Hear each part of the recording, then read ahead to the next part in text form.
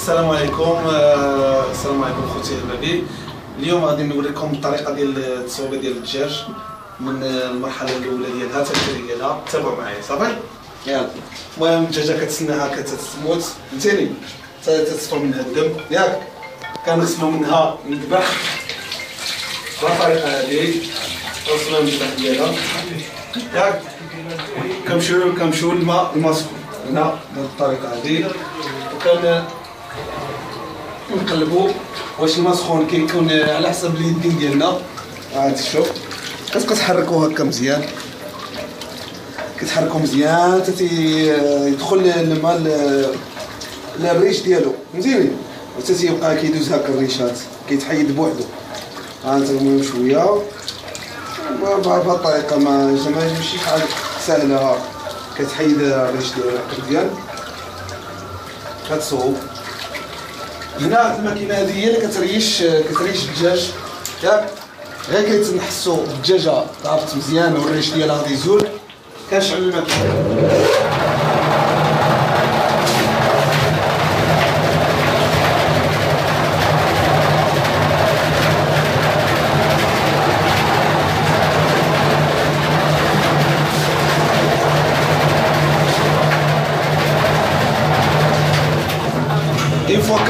اون فوا كنساليو كنجبدو الدجاجه هانتوما كما كتشوفوها مريشه مزيانه ياك، كنجبدوها شي تشريده بسيطه كنطفيو البوطه باش ما نساوهاش، كنجيو هنا نخدمو الخدمه ديال الدجاج. هذه هي الخدمه ديالها، كنحيدو لها الرجلين، كنفتحو هذه، كنديرو لها من الوسط، نحيدو الرويسات، نحيدو الرويشات، نحيدو الطفيرات هادو، من اغلبيه بزاف الناس ما كيصوبوهمش هادو الطفيرات هادو. كاين هاد البلاصه ديال التيو ديال المصارم، كنحيدو هاد البلايصه هادي، كنحيدو هاد التالي ديال هاد الصفوريه لان كتبقى هاد الماده هادي صفراء ما صالحاش للاكل.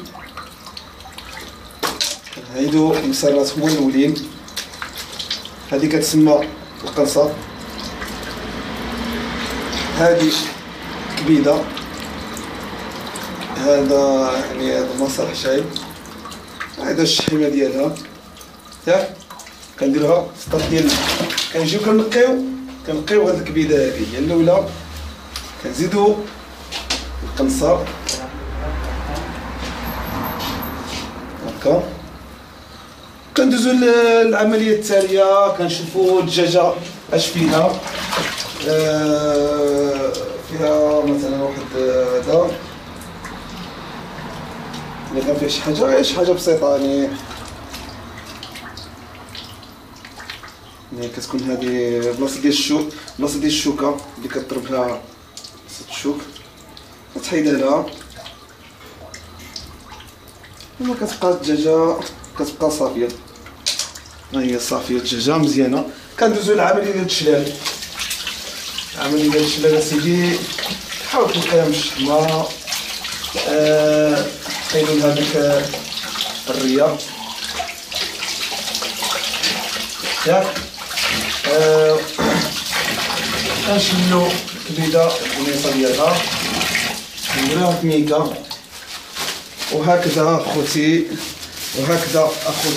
كنديروها في ميكا ياك، وكيجي الكليان كنعطيوه له كنقولوا له جزاك الله خيرا، وهكذا. وكنتمنى ان المقطع يعجبكم، والسلام عليكم ورحمه الله تعالى وبركاته. شكرا. تبارك الله عليك استاذي الكبير.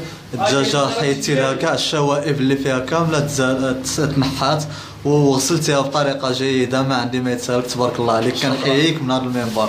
شكرا. السلام عليكم. تبارك الله. الوالدين سيدي.